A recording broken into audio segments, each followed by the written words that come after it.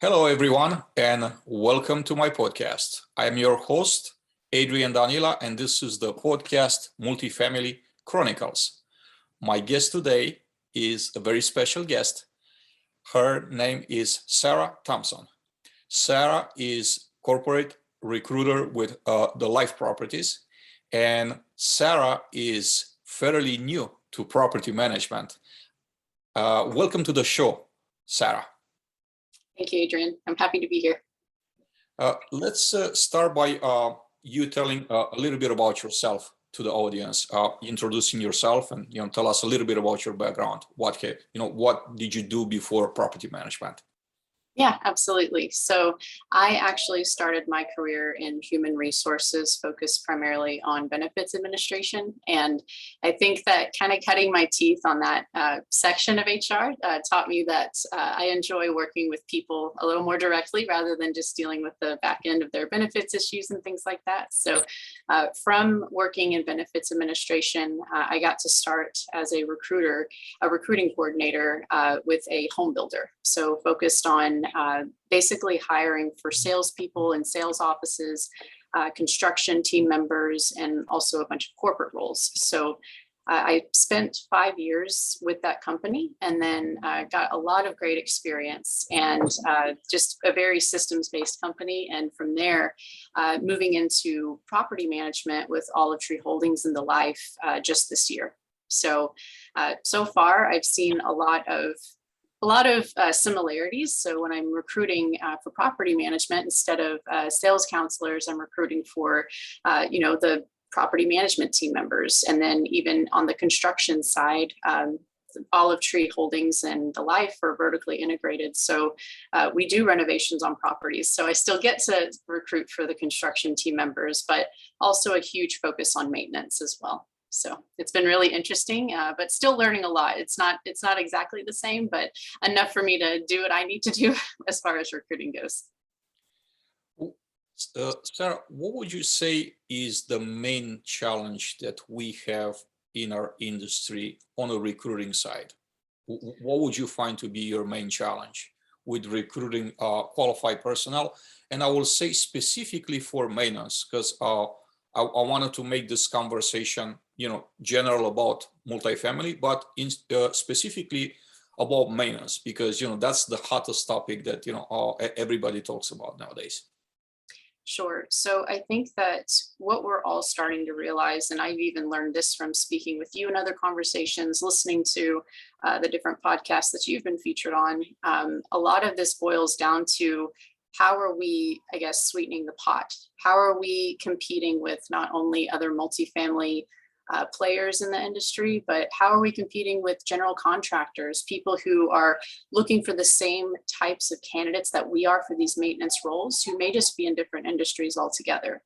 And so I think that the issue that we see is that we need to make our offering a good one. We need to create career paths, and we need to really show, because I believe this respectfully, that maintenance is the most important part of a property management team. That's a skill that not everybody can do. And that's really hard work that a lot of people, they may not just be interested in doing. And so we need to value the people that do step up and take responsibility for these positions. And so I think the challenge that we've seen is that we need to make sure that we are prioritizing recruiting, that we're adequately staffed. We don't result in burning people out, or we're reacting instead of being proactive in a recruiting strategy.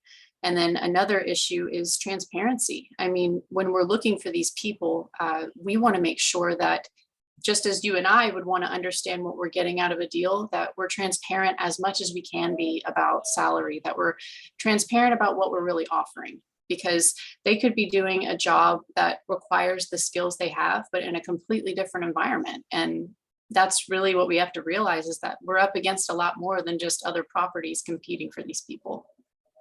You just made several great points right here. So I wanted to say, yes, definitely.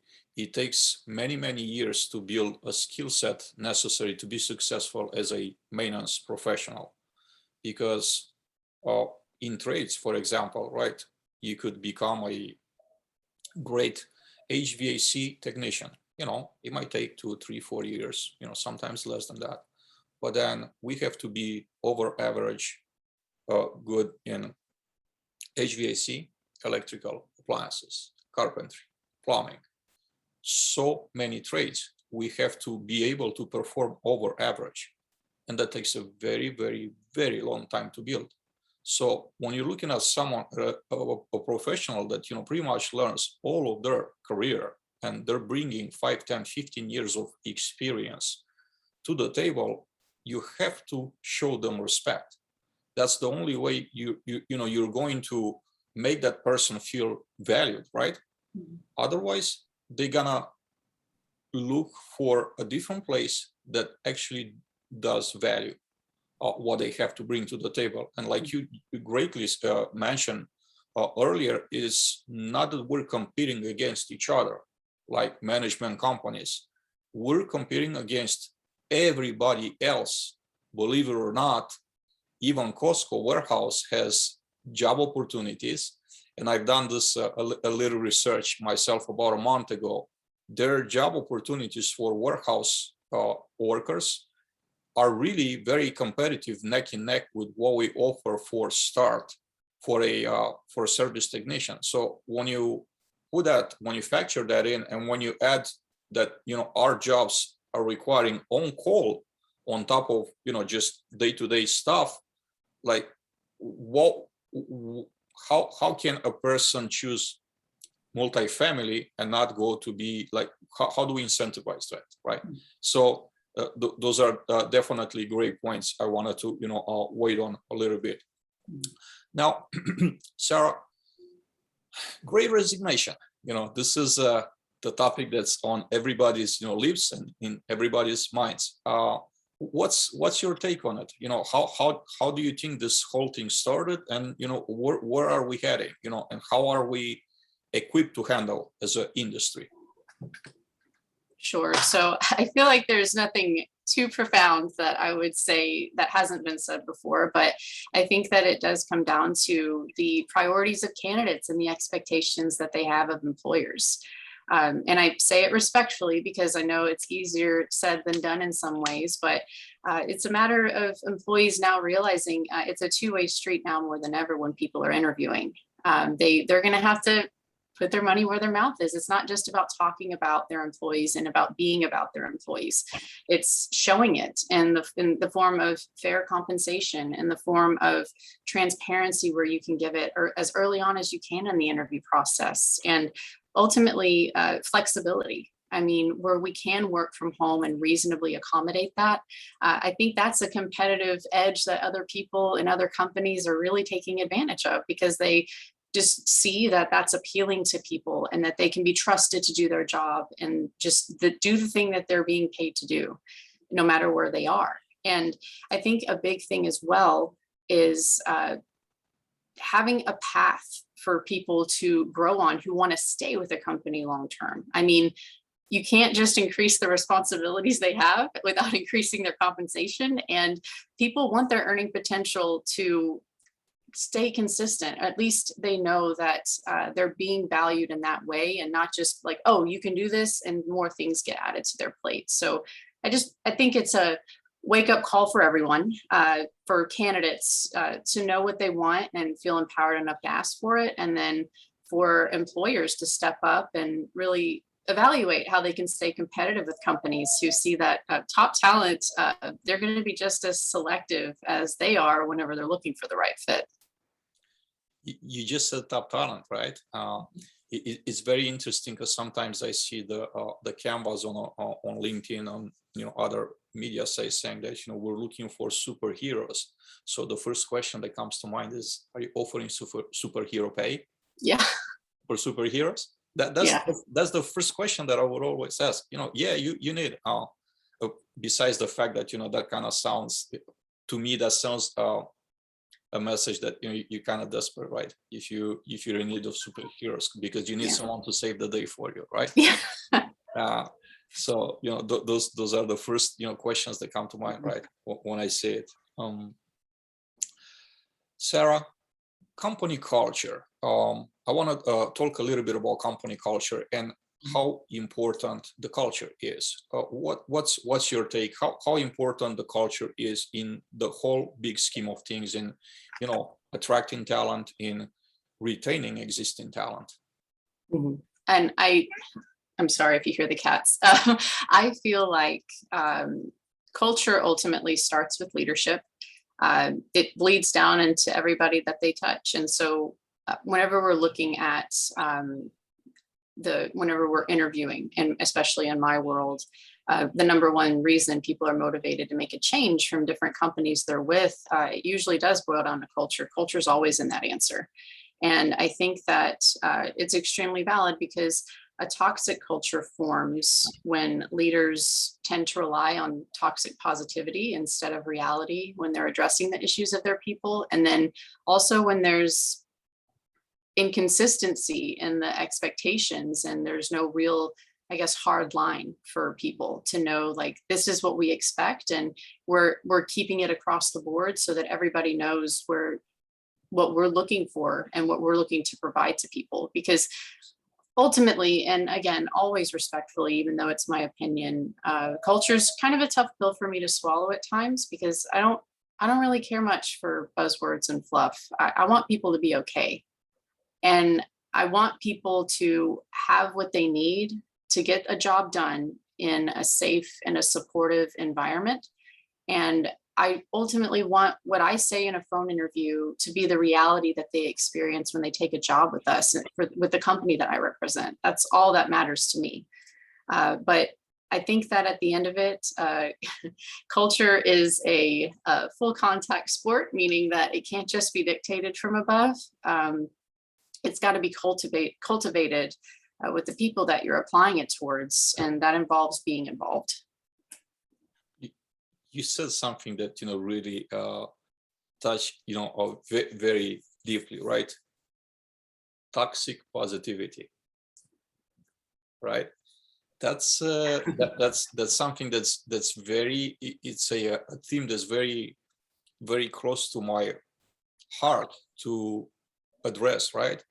And then yes, we do want to be positive, we want to have a positive environment, but then when the reality is different than what you're presenting, is really not being positive anymore. It's overselling, and it's borderline dishonesty, and that's just something that really turns people away in major ways.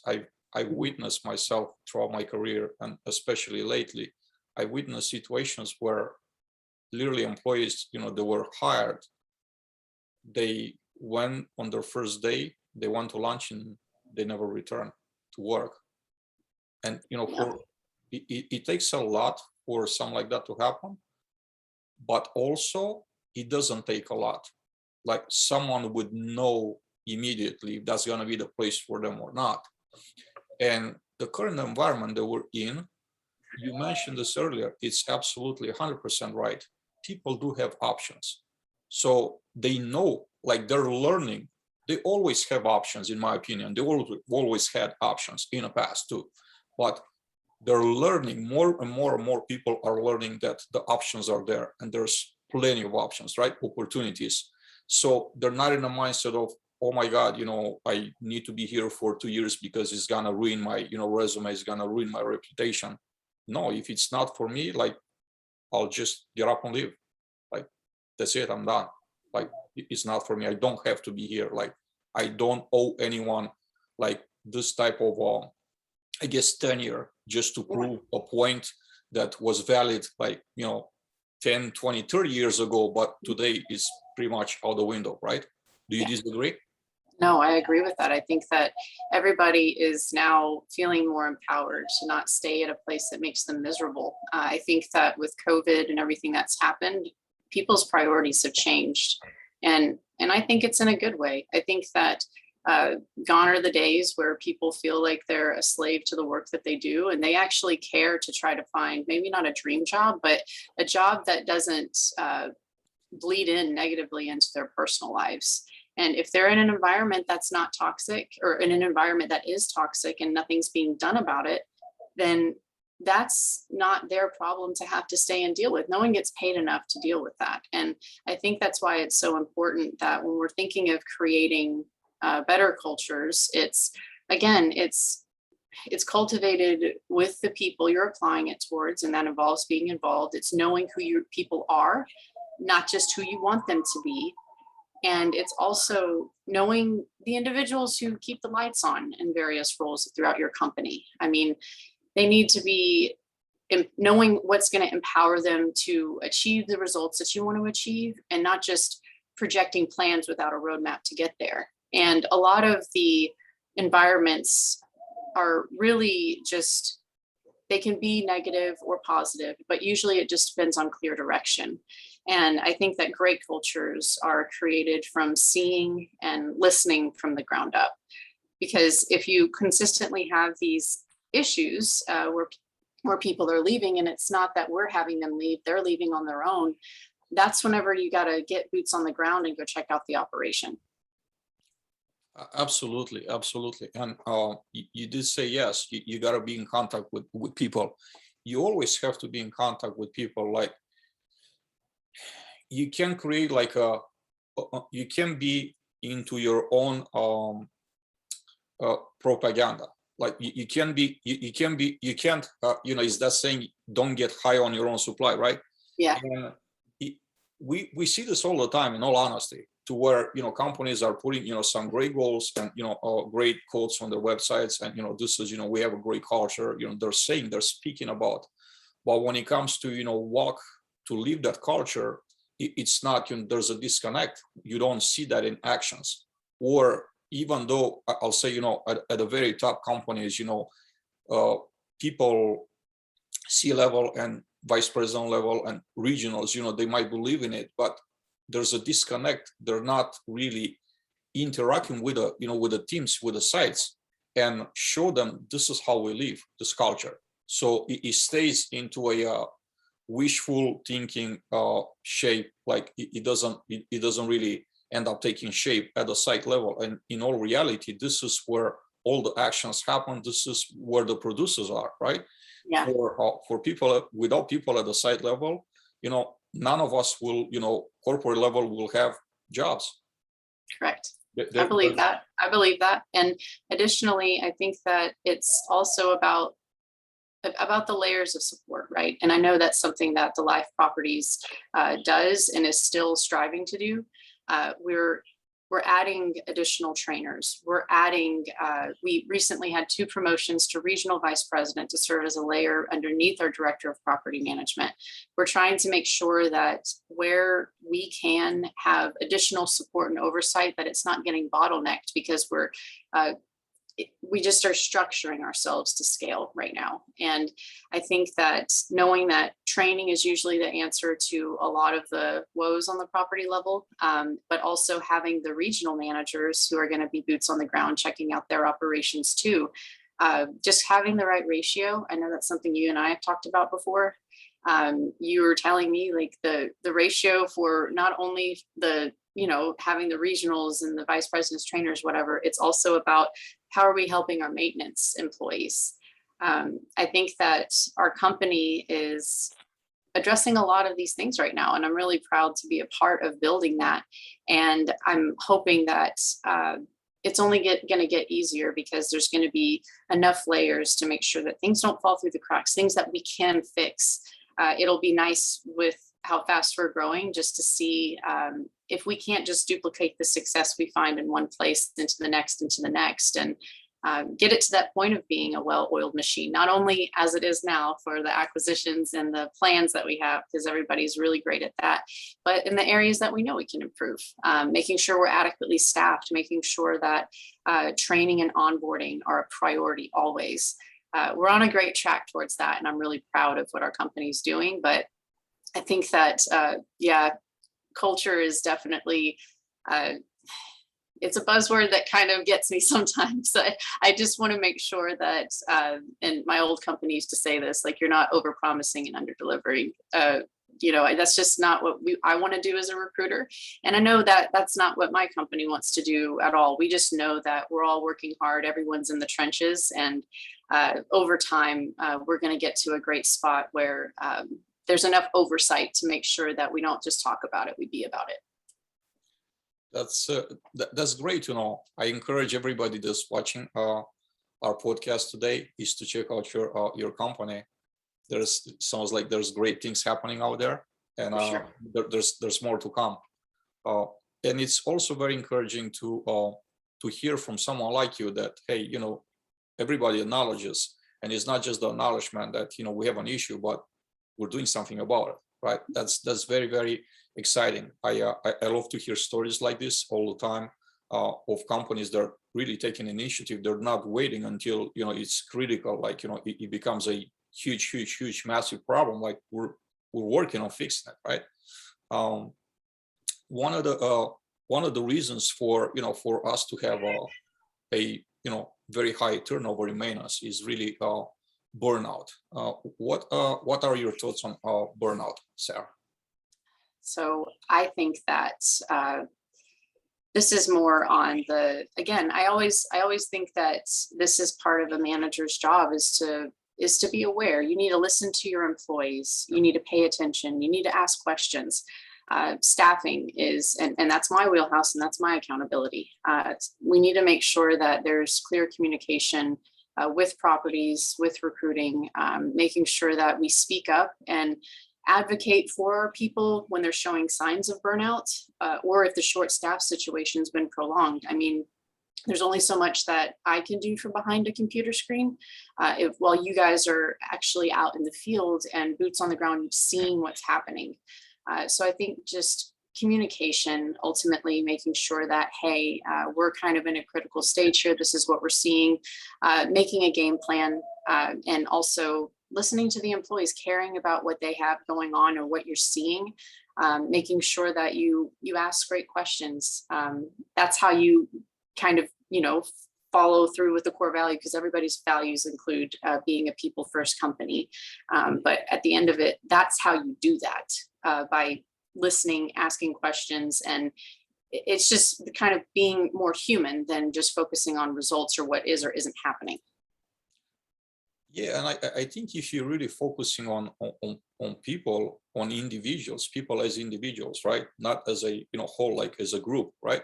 If you're focusing and you truly get to take the time to understand where they're coming from, what their personal challenges are, it brings a lot of value. I'm a very firm believer in the saying that treat people like they want to be treated. We all hear the saying that treat them like you want to be treated, but maybe they don't want to be treated like you. That's why we're different, right? They have their own dreams, aspirations. They have their own challenges to deal with. We never know what others are going through, and every single time. It's just kindness and empathy play a big role in this. If you're able to deploy kindness and empathy, I think this is a crucial factor in just making people wanted to stick around, because we're in short supply of this in a society today in general. It's not just an industry type thing. Yeah, for sure. So as far as training, Sarah, how would you envision, what would your ideal training program would be for maintenance? How would you envision to put in place a training program for maintenance that would be meaningful and will make an impact and will help keep employees longer in place? Absolutely. Training is one of my favorite subjects. I was taught very early on that, and from an employer who got it right, that any and all problems that a company is facing can be solved with more training. And so in my mind, especially for a role as hands-on and critical as maintenance, is that meaningful training is achieved with time spent. So this is not just throwing up a PowerPoint and slapping handouts on a desk. In fact, our company, like I said, right now is investing on hiring more trainers. We want to make sure that existing properties and future properties we're acquiring are going to be set up for success.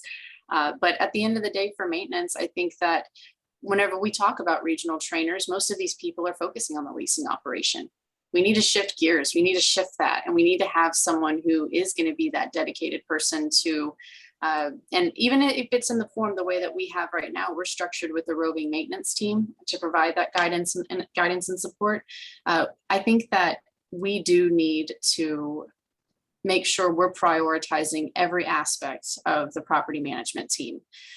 We need to make sure that training it's multidimensional. It's not just focused on in-office operations, because there's a lot of moving parts in the office. But I think that having that hands-on experience, and maybe even having a program that is going to give people a better idea of what we need at the properties that we're working on. I mean, I know that my company focuses on value add properties, so it could be a little bit different and more of a challenge. And so having a transparent conversation about this is the type of stuff we see, and maybe just spending some time on site and being transparent in the interview, because then whenever you go into training and they know that what they're going to be thrown is going to be curveballs, just depending on the property, just like with every maintenance role, that transparency up front can set people up for success instead of surprising them. And ultimately, again, I think just having time spent, having the manpower to spend time where maintenance is an issue, or spend time learning from the people who are doing a really great job at it. Maybe finding opportunities to have a interdepartmental like mentor program or something. If people are having issues, leaning on the experts we do have. So I think that there's a long way to go for a lot of properties. I haven't really seen, since I'm new to the multifamily side of things, how it's usually done. But we had at my last company a separate construction training it got people out in the field on the job site. So why not something like that for multifamily? Why not have something that's going to be hands-on and show that, yes, classroom training makes sense for people who are going to be in an office, but we need boots on the ground, and we need people to see what they're going to be seeing in their daily jobs. That way it doesn't just come as a surprise, which I know if you've been in maintenance, then you've probably seen a lot and you have a lot of great experience, and it may not surprise you. But I think that just also gives some people some skin in the fight. They feel like, okay, they took the time to actually come out here and show me what's going on. And I think that's how you get people excited about the work. So that's just something that I think that it makes people feel valued for the contributions they're about to make. Well, I think everything that helps someone grow as an individual, as a professional, it's added thing, right? And then if they know that they could grow some more, maybe we could get more, more tenure, right? Because they could, we keep them excited about, hey, the next thing, what's going to be our next thing for us. I want to learn more about plumbing. I want to learn more about, HVAC, whatever that might be. And then in the end, like, yeah, they're not going to be with us forever. But if we could make a person, to stay a little longer, like 6 months longer that they would without that piece of training, I think that's, that's a huge accomplishment. I'm looking at, at a situation like this. If we could get someone to commit, well, not to commit, but to end up staying with us for 6 months, and they're really, really good 6 months, to me, that's an accomplishment. It's 6 months of someone's life. Like, you're asking for a lot. I don't think, and you're absolutely right. I think, COVID really changed the whole perspective for us. Like, we're valuing our life in general more than what we used to before. It's been for 90-something% of us was just work, and we'll sacrifice everything for work. I think, this whole lockdown, the COVID situation really changed the whole narrative for most people, and, made us, wonder, hey, what's the purpose for me? I mean, is work my only purpose in life? Yeah. And we learned that it's actually not. There's other things that, there are coming first, way before, work comes. And I think that really contributes to the current situation that we have, right? Yes, for sure. And we do need to, like you said, create programs and paths for maintenance and construction careers to show that there's a future with your organization specifically, because ultimately that's what you want. I know that our partners say that they want this to be the place that everyone will retire at, because they want to be the people who, one, make sure that everyone has a nice place to live, but also because they believe that putting core values into place that they know they can act on and be about, that they want to make sure that everyone feels that they can do what they need to do and that they're valued in doing the work that only they can contribute to our organization. So it's kind of just creating the future for these employees, with this type of skill that they have, the same way that we take the time and the same way that there's programs already in place for the office staff. Absolutely agree. I couldn't agree more with that, Sarah. Unfortunately, our time is about to run out, right? I try to keep these conversations within 30 plus minutes. And I would love to, hear some final thoughts from you. What would you like to say in closing?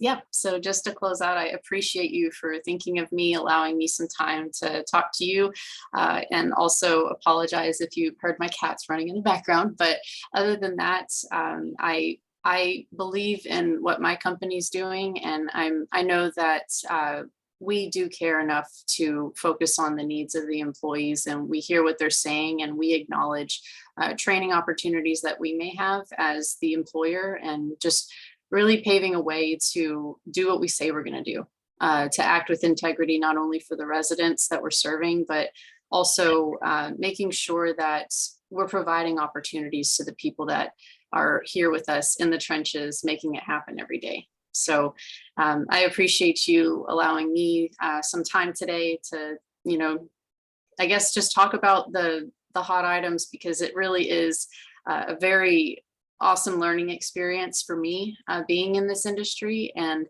I've just gotten a chance to work with a lot of great people, including you. So I really appreciate it. Well, Sarah, thank you very much. It's very kind of you to say that. I really enjoy our conversation. Thank you for taking the time from your, busy schedule to be with me here, to be with the audience. And I'm sure that, everybody's gonna appreciate our conversation. And there's some great things to be taken from what you wanted to share, what the time really allow you to share with us. Everybody, thank you very much for watching this episode. I'm your host, Adrian Danila. This is my podcast, Multifamily Chronicles, and I hope to see you back soon.